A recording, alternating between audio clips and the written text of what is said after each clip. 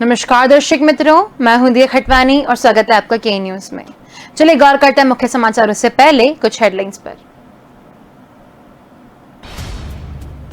परिवार अंतिम संस्कार की तैयारी कर रहा था। मां अपने बेटे के सिर को चूमते हुए बार बार कह रही थी, उठ जा मेरे बच्चे उठ जा। तभी उसके शरीर में हरकत होने लगी।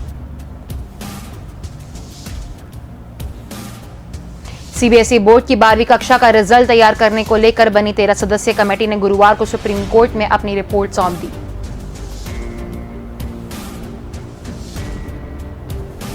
यूपी के गाजियाबाद में बुजुर्ग के साथ हुई मारपीट से जुड़े एक वायरल वीडियो पर विवाद गहराता जा रहा है।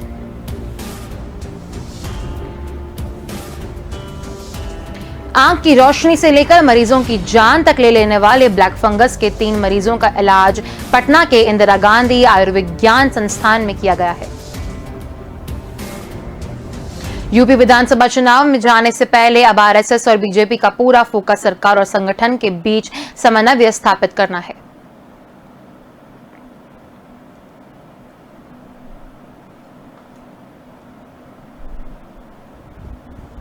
तो चलिए गौर करते हैं मुख्य समाचारों पर। एक मां की करुण पुकार भगवान ने सुन ली। 20 दिन पहले उसके 6 साल के बेटे को डॉक्टरों ने मृत घोषित कर दिया था।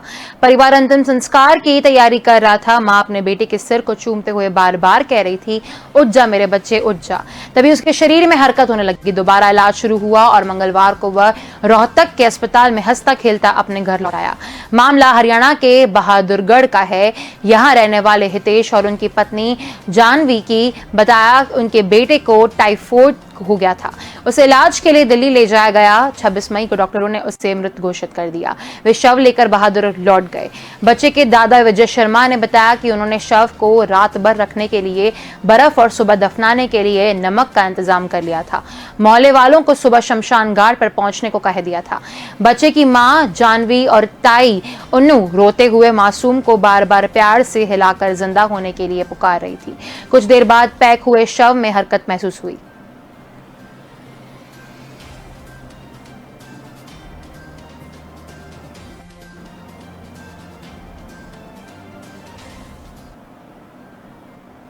सीबीएसई बोर्ड की 12वीं कक्षा का रिजल्ट तैयार करने को लेकर बनी 13 सदस्यीय कमेटी ने गुरुवार को सुप्रीम कोर्ट में अपनी रिपोर्ट सौंप दी। इसमें बोर्ड ने रिजल्ट जारी करने के फॉर्मूले के बारे में बताया है। बोर्ड के मसौदे के मुताबिक 10वीं, 11वीं और 12वीं के प्री बोर्ड के परिणाम को फाइनल रिजल्ट का आधार बनाया जाएगा। अगर सब कुछ सही रहा तो 31 जुलाई तक रिजल्ट जारी कर दिए जाएंगे। 12वीं की मार्कशीट तैयार करने की डिटेल देते हुए सीबीएसई ने कहा कि 10वीं के 5 सब्जेक्ट में से जिन 3 में छात्र ने सबसे ज्यादा स्कोर किया होगा उन्हीं को रिजल्ट तैयार करने के लिए चुना जाएगा। इसी तरह 11वीं के 5 विषयों का एवरेज लिया जाएगा और 12वीं कक्षा के यूनिट, टर्म और प्रैक्टिकल में प्राप्त अंकों को रिजल्ट का आधार बनाया जाएगा। बोर्ड ने बताया कि 10वीं और 11वीं के नंबर को 30-30% और 12वीं के नंबर को 40% वेटेज दिया जाएगा। जो बच्चे परीक्षा देना चाहते हैं उन्हें लिए हालात सामान्य होने पर अलग परीक्षा की व्यवस्था की जाएगी। अटॉर्नी जनरल के वेणुगोपाल ने बताया कि 1929 से सीबीएसई अपनी सेवाएं दे रही है। इतिहास में ऐसा पहले कभी नहीं हुआ।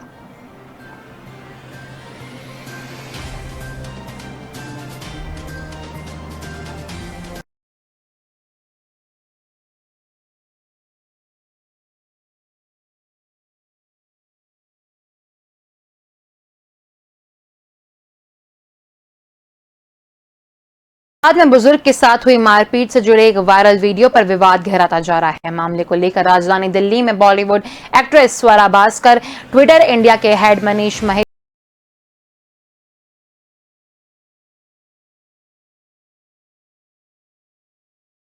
यह शिकायत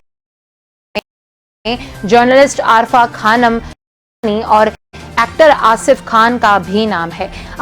मामले में इन सभी ने भड़काऊ ट्वीट किए। पुलिस का कहना है कि अभी एफआईआर दर्ज नहीं की गई है, लेकिन पुलिस जांच कर रही है। स्वरा ने ट्विटर पर लिखा था, गाजियाबाद लिंचिंग पीड़ित का फैमिली बिजनेस कॉर्पोरेटरी है। वह तावीज बनाने के बारे में कुछ नहीं जानता। गिरफ्तार किए गए सह आरोपी का भाई है।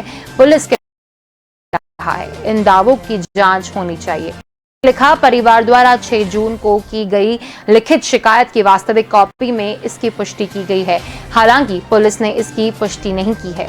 मोहर पर लिखा है, तारीख से पता चलता है कि एफआईआर से पहले सैफी पर उनके हमलावरों द्वारा जय श्री राम कहने का आरोप पुलिस के संज्ञान में लाया गया था।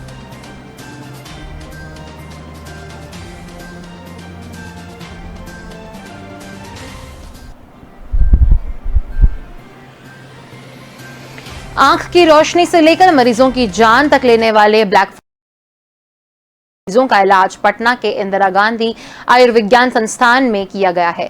बिहार में ऐसा पहली बार ये नाक के रास्ते डॉक्टरों ने ब्लैक फंगस को मरीज के ब्रेन से निकाला। Medical superintendent doctor Manish Mandal ने बताया से रिकवर हुए हैं। इससे पहले आईजीआई की गई है, लेकिन यह एंडोस्कोपी जटिल होती है। आईजीआईएमएस के ईएनटी विभाग के एचओडी डॉक्टर राकेश सिंह बताते हैं कि नाक के रास्ते ब्रेन की सर्जरी कर फंगस को निकालना जटिल होता है। ब्रेन के फ्रंटल लोब में फैले फंगस को नाक के रास्ते सर्जरी से निकाला गया है। एक मरीज में कम से कम 3 घंटे का समय लगता है। इसमें नाक के रास्ते ब्रेन के उस हिस्से में जाते हैं जहां फंगस जाल बनाता है। जिन 3 मरीजों की सर्जरी इस विधि से की गई है, उनके अंदर संक्रमण का फैलाव जल्दी हो गया था।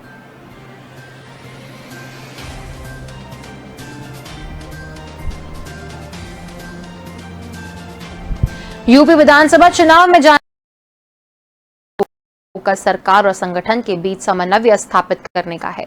इसकी वजह कार्यकर्ताओं की नाराजगी और केंद्र और राज्य सरकार की योजनाओं का धरातल पर नहीं पहुंचना है। बीजेपी के शीर्ष नेताओं का कहना है कि हर जिले में अब मंत्रियों की जवाबदेही तय होगी और अगर उसके बाद भी कार्यकर्ताओं की शिकायत आई तो मंत्रियों के खिलाफ भी बड़ा एक्शन लिया जाएगा।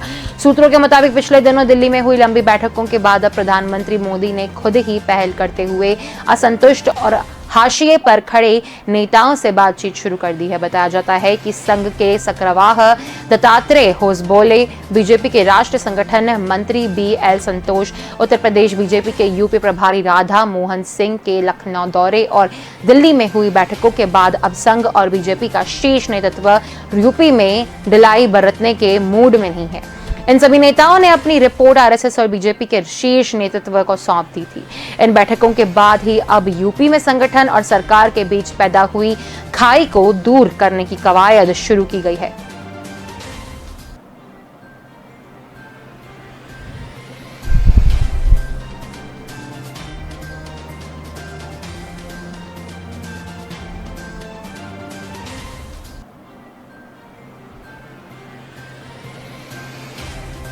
दिल्ली हाईकोर्ट की बेंच ने गुरुवार को दिल्ली हिंसा के आरोपी अंगना कालिता और आसिफ इकबाल को तुरंत रिहा करने का आदेश दिया है। इससे पहले 15 जून को जस्टिस सिद्धार्थ मुर्दुल और अनूप जयराम बंबानी के मुचकले पर छोड़ने का आदेश जारी किया था, लेकिन तीनों की रिहाई नहीं हो सकी। रिहाई में जानबूझकर देरी करने का आरोप लगाते हुए तीनों ने दिल्ली हाईकोर्ट में याचिका दायर की थी। इसके बाद कोर्ट ने तुरंत रिहाई का आदेश जारी किया था। आदेश की कॉपी मेल के जरिए तिहाड़ जेल के प्रशासन को भेजी जाएगी। तीनों कार्यकर्ताओं के वकील ने आरोप लगाया था कि बेल मिलने से 36 घंटे बाद तक उन्हें रिहा नहीं किया गया है। इसके बाद गुरुवार को कोर्ट में इस मामले पर सुनवाई हुई। कार्यकर्ताओं के वकील ने कहा कि रिहाई न मिलने से उनके अधिकारों का हनन हुआ था।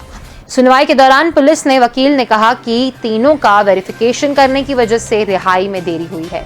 पुलिस ने कोर्ट से कहा है कि हम तीनों का पता वेरीफाई कर रहे हैं जो अलग अलग राज्यों में हैं। हमारे पास ऐसी ताकतें नहीं हैं कि झारखंड और असम में दिए गए पते को इतनी जल्दी वेरीफाई कर सके।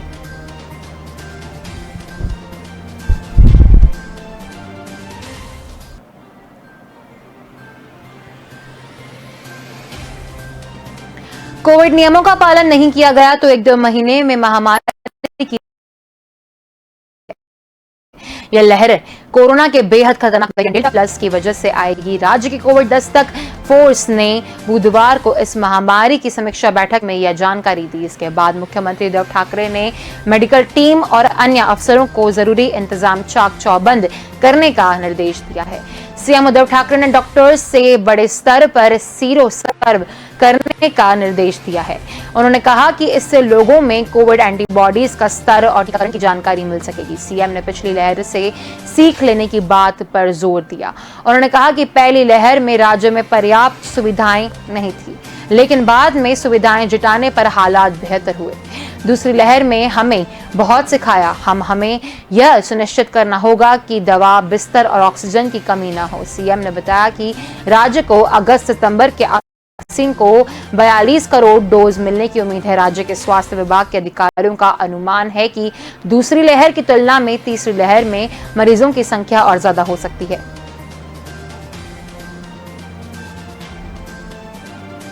तो चलिए वक्त हो चला एक छोटे से ब्रेक का। जल्द मिलेंगे इस ब्रेक के बाद।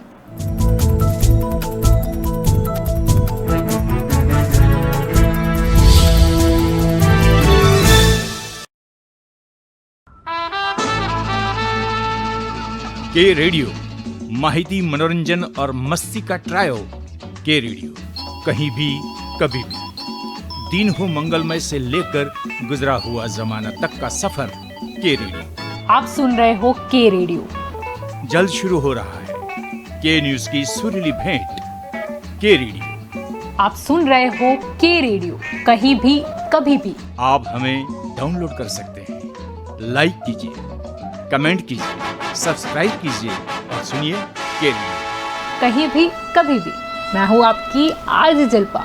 रे रे रे रे मारी सवार, ये गाना सुना ही होगा आपने। चलो सुबह हो गई, मस्ती की कश्ती, दिन का सफर सुहाना, एक शहर एक नजर, जनवाणी, सुनहरी दोपहरी, ये शाम मस्तानी, ढल गया दिन, नगमों की बारात, गुजरा हुआ जमाना, फिर वही रात है, मनोरंजन, माहिती और मस्ती के साथ। आप सुन रहे हो के रेडियो, कहीं भी कभी भी।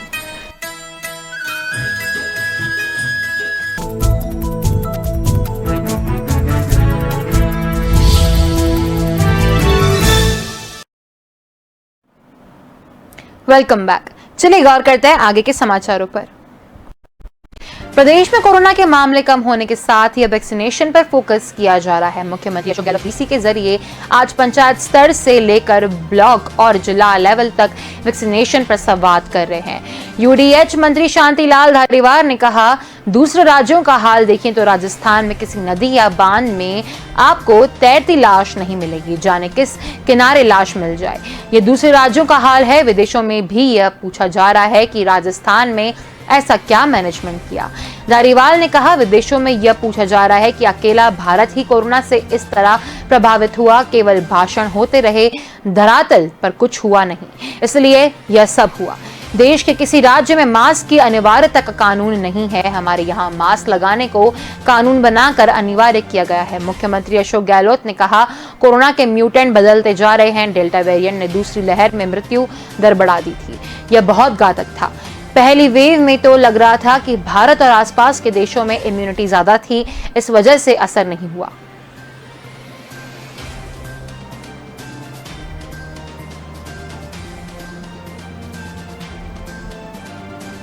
एमजी रोड क्षेत्र में गुरुवार दोपहर एक दर्दनाक हादसे में एक युवक की मौत हो गई। युवक आनंद ज्वेलर्स के पीछे साइड में बन रही एक निर्माणाधीन मल्टी में काम कर रहा था। मल्टी की एक दीवार अचानक से बरबरा कर नीचे आ गई। युवक बचने के लिए भागा, लेकिन उसका पैर मुड़ गया और वह दीवार के नीचे आ गया।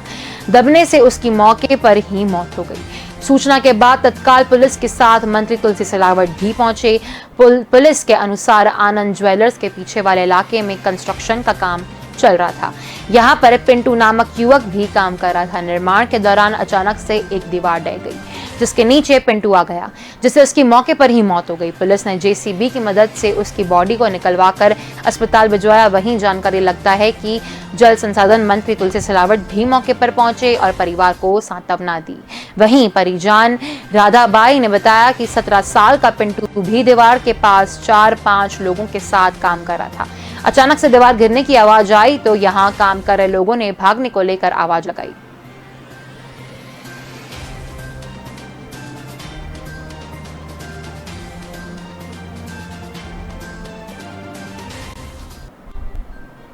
बिहार में इन दिनों नई राजनीतिक बिसात बिछी हुई है। लोक जनशक्ति पार्टी दो घूंटों में बटी हुई है। पार्टी में वर्चस्व कायम रखने के लिए पारस और चिराग घूट आमने सामने हो गए हैं। इधर राष्ट्रीय अध्यक्ष पद के लिए पशुपति कुमार पारस ने नामांकन दाखिल कर दिया है। राष्ट्रीय कार्यकारिणी की बैठक में पशुपति पारस के नाम पर सांसदों ने एक से सहमति जता दी है। बैठक में तय हुआ है कि अगर कोई नाम आगे नहीं करता तो पशुपति पारस निर्विरोध राष्ट्रीय अध्यक्ष बन जाएंगे। यह बैठक लोजपा के कार्यकारी अध्यक्ष चुनाव प्रभारी सूरजबान सिंह के निजी आवास पर हुए हैं। हालांकि पार्टी कार्यकाल में चुनावी प्रक्रिया होने से नहीं सवाल उठाने लगी है। पार्टी के भीतर अंदरूनी कला को देखते हुए चुनाव प्रभारी सूरजबान सिंह के कंकड़बाग टीवी टावर स्थित उनके आवास पर बैठक आयोजित की गई है। पारस घूट का कहना है कि कोरोना को देखते हुए कार्यकारी अध्यक्ष के आवास पर बैठक बुलाई गई है। पारस घूट का कहना है कि पार्टी कार्यकर्ताओं की भीड़ इकट्ठे ना हो, इसलिए चुनाव की प्रक्रिया अलग जगह आयोजित की गई है। अगर पार्टी दफ्तर में बैठक या चुनाव प्रक्रिया की जाती तो प्रदेश भर के कार्यकर्ता और नेता शामिल हो जाते। ऐसे में कोरोना संक्रमण बढ़ने का खतरा तेज हो जाता।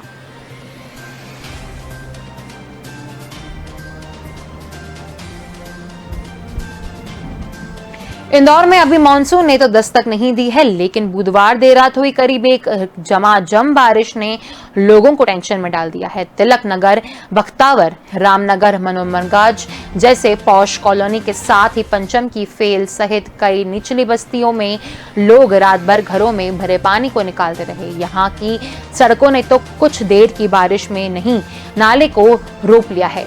बारिश से परेशान लोगों की समस्या को बिजली कंपनी ने और बढ़ा दी। बारिश शुरू होने के साथ ही बिजली चली थी, कोई लोग अंधेरे में ही पानी को निकालने में जुट रहे थे। पहले बारिश ने निगम के साथ ही बिजली कंपनी की तैयारियों को पोल खोल के रख दी है। देर रात हुई तेज बारिश से पूर्व क्षेत्र जमकर भीगा। हालांकि पश्चिमी क्षेत्र में बारिश हुई, लेकिन थोड़ी धीमी रही। इस साल जून की शुरुआत में और फिर बुधवार रात 2 बार तेज बारिश हुई। दोनों ही बार हालात ऐसे बन गए कि कई जगह पर 2 से 3 फीट पानी तक भर गया। यह कोई इस साल की बात नहीं है। पिछले साल तो कई इलाकों में लोगों को बचाने के लिए नाव तक चलानी पड़ी थी।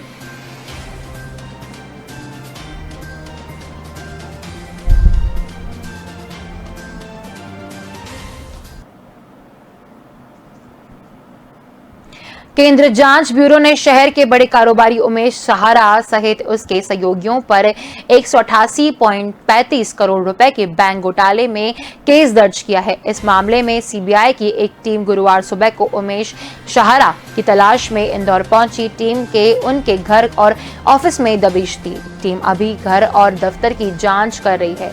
घर में मौजूद लोगों से पूछताछ के बाद कुछ दस्तावेज जब्त कर लिए हैं। जानकारी अनुसार सीबीआई की टीम ने इंदौर, मुंबई और बेंगलुरु समेत 6 शहरों में एक साथ छापेमारी की है।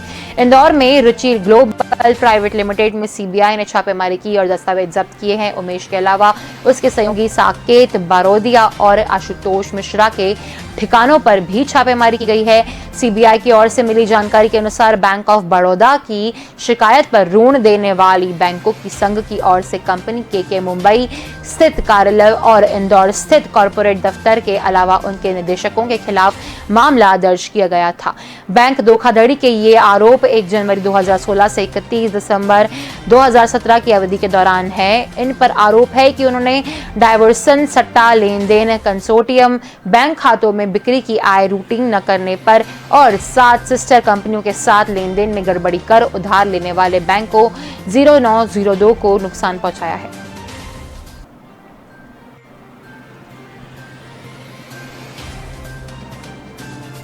एमपी में एक बार फिर स्कूल खुलने की शुरुआत हो गई है। हालांकि अभी सिर्फ शिक्षकों और कर्मचारियों को आना अनिवार्य है, जबकि छात्रों के लिए ऑनलाइन क्लास चलेगी। इस संबंध में स्कूल शिक्षा विभाग ने आदेश भी जारी किए हैं। इसमें कहा गया है कि राज्य के जिलों में कोविड-19 की दर में कमी को देखते हुए कोरोना कर्फ्यू के प्रतिबंधों के संबंध में जारी नए दिशा निर्देश के अनुसार राज्य में स्कूल, कॉलेज, शैक्षणिक प्रशिक्षण, कोचिंग संस्थान बंद रहेंगे। वहीं निजी स्कूलों में भी क्लासेस ऑनलाइन चलेगी, लेकिन स्टाफ और शिक्षकों को बुलाने की जिम्मेदारी शिक्षा विभाग ने निजी स्कूल प्रबंधक पर भी छोड़ दी है। प्रदेश के सभी सरकारी स्कूलों में 30 जून तक प्रवेश प्रक्रिया जारी रहेगी। प्रदेश के सभी निजी स्कूल इसको लेकर स्वयं निर्णय ले सकते हैं। सभी स्कूलों ने नियमित क्लास नहीं होगी, लेकिन ऑनलाइन क्लास चल सकेंगी। सभी सरकारी स्कूलों में शैक्षणिक और गैर शैक्षणिक स्टाफ की उपस्थिति 100% रहेगी।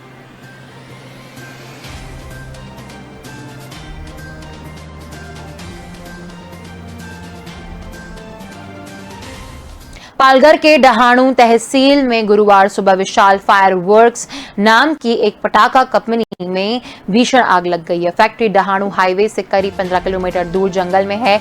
हालांकि फैक्ट्री में हुए धमाके की आवाज तकरीबन 5 किलोमीटर दूर तक सुनाई दी, इसलिए माना जा रहा है कि धमाका बड़ा हो सकता है। फैक्ट्री से निकलने वाले धुएं को भी कई किलोमीटर दूर से देखा जा सकता है।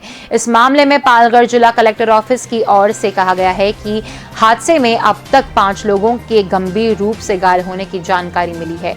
घायलों को इलाज के लिए अस्पताल में शिफ्ट किया गया है। फैक्ट्री के जंगल के बीच में होने के कारण फायर ब्रिगेड की गाड़ियों को मौके पर पहुंचने में काफी दिक्कत हुई। आग बुझाने के काम जारी हैं। पुलिस का कहना है कि फैक्ट्री के भीतर कितने लोग हैं और यह घटना कैसे हुई, फिलहाल इसके बारे में कोई भी जानकारी नहीं है। पुलिस टीम मौके पर पहुंच चुकी है और जानकारी जुटाने की कोशिश कर रही है। उन्होंने कहा कि पुलिस पूछताछ कर रही है कि अंदर कितने लोग फंसे हुए हैं।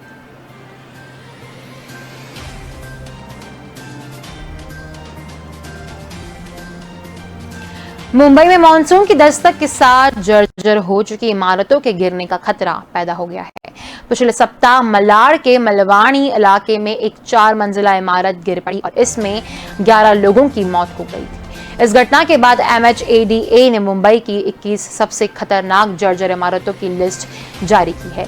इन इमारतों में रहने वाले करीब 700 लोगों की जिंदगी खतरे में है। इनमें से चुनाभट्टी के टाटा नगर में स्थित एक 3 मंजिला इमारत भी शामिल है। अभी इसमें 45 से ज्यादा परिवार कह रहे हैं। पिछले 3 साल से BMC इसे खतरनाक इमारत की श्रेणी में डाल रही है, लेकिन यहाँ के लोग इसे छोड़ने को तैयार नहीं है। इमारत के हाल ऐसे हैं कि यह कभी भी गिर सकती है।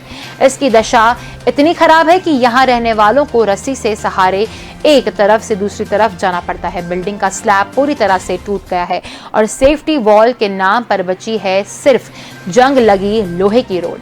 यहाँ रहने वाले महेंद्र सदाशिव कांबले बताते हैं, मैं यहाँ पिछले 65 साल से यहाँ रह रहा हूँ। मेरा जन्म भी यहीं हुआ। अब यह इमारत जर्जर हो चुकी है। BMC ने यहाँ लाइट काट दी है।